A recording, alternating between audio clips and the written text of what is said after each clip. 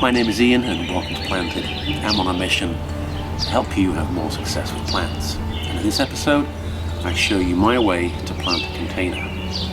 Now, if you've got a way that works for you, that's fine, go ahead and use it. My method prevents overcrowding, prevents plants from getting broken. It's really quick to do, and you'll see it's very, very easy.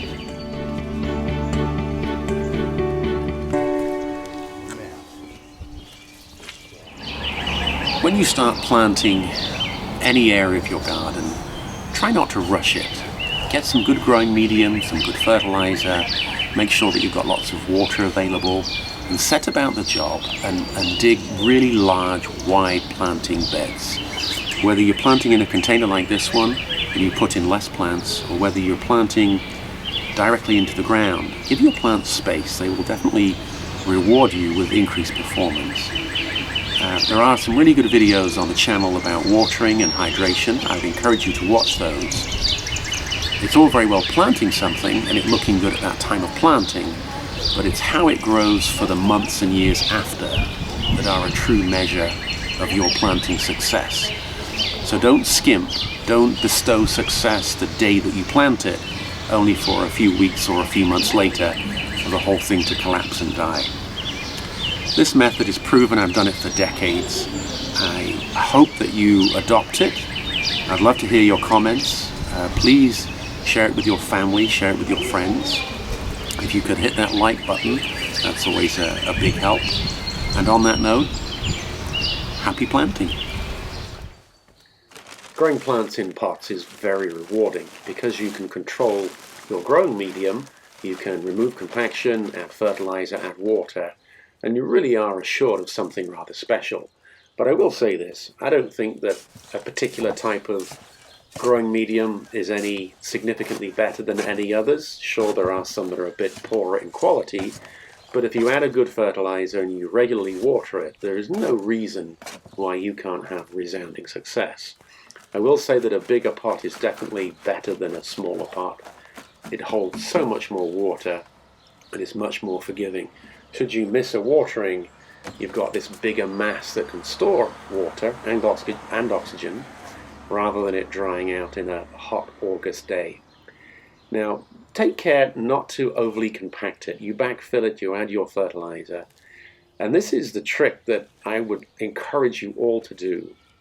Take your plant out of the pot, then set that pot empty at the right height where you want that plant to grow. What this does is a number of things. It allows you to ensure that you get good backfill around all sides of that pot. Another benefit is that you get really good spacing. Now this container is 2 feet wide and about 20 inches high. And it would be very easy to put in here 10 plants. And you crowd out the container and you make it very, very full. And it looks really good at the time of planting. But what I'm doing here is setting up those plants to have optimum growing conditions. And by only putting in 4 plants and spacing them out and taking my time to set them at the right level, in the right place, with a really good backfill on all sides, I'm stacking the deck in my favor. There's no reason why these plants should ever fail. If you plant them too densely, then you might have a plant that dries out because it's not got good growing medium on all sides. You might have another plant that just gets swamped because the plants grow too fast. Now, this is in one take. This is live to camera. I'm not doing anything special or different than I've done for many, many times that I've used this method.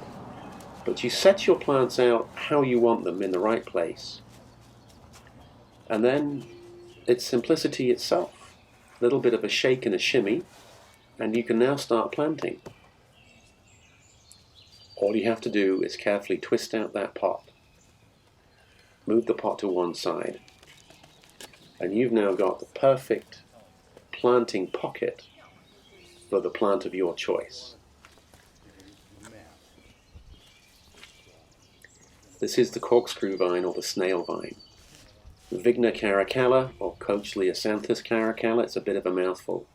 More about that later. Now, this pot is going to go adjacent to a fence, and that corkscrew vine will be growing on it. But this is new to me. This is the black lotus with these beautiful dark burgundy, dark chocolate flowers. Not grown this before. I'm looking forward to having great success with this plant and it becoming a bit of a talking point. This is not rare. This is a Calibrachoa that I managed to save last year. Went all year through my greenhouse, and I'm very happy to put it back out. Now, the madness in my thinking here is I've got two of these lotus, the black lotus plant. I like the feathery grey foliage, and I am deliberately not planting something in the center because I want those two plants essentially to grow together. I want it to look like it's one big plant. Now, in one of my other root balls that I was able to overwinter, there's a ground cover, a silver ground cover called Dichondra. And here you see me just adding a few little rooted cuttings of that hopefully will grow over the surface and give this a nice full layer. Now when your plant container's finished, you might want to move it into place because they can get quite heavy. But when you water it, turn the pressure down and give it a nice slow drink. You can see the hose being moved clockwise and then counterclockwise with a very low pressure. This allows that water to sink in and do a really good job. It's important that you rehydrate the growing medium and that the root balls of your individual plants are nicely rehydrated. And here it is, 4 plants that took less than 5 minutes to plant, done. And I do not plan to have any need to put any extra plants in there, and this will be show-stoppingly awesome. So I look forward to showing you what that looks like later in the season. Now, as a little bonus, I constantly get asked questions about planting and how to plant and what to do and how deep, and so I thought I'd show you. I've done this before, but it's worth showing you again. When I plant something in the ground, I dig a nice wide, somewhat shallow hole. I don't go deep, because what happens is you loosen all that soil, which is okay, but then there's a tendency that that plant can then sink because that light fluffy soil is now got water in it and it compresses a little bit. Not compresses, it consolidates. So you end up with your plant sucked into a hole, and then if you're very overzealous with mulch, you'll end up with your plant too deep. Now this is a beautiful plant called Hedychium. I had this in a pot last year and it grew like crazy. So this year I'm going to reward it with a planting pit of its own. And this is the secret. I'm not stabbing the root ball. I'm going around the edge, just using that soil as my backfill. This has the effect of widening my planting pit from what would have been maybe 18 inches wide to probably nearer to 3 inches in diameter. So I end up with this plant at the right height, carefully backfilled about 50% of the way, and then I add water. And that's how it goes. Very, very easy to plant this way, and then you'd come back and backfill some more. So thank you for watching Planted. Tell your friends, tell your family. Happy planting.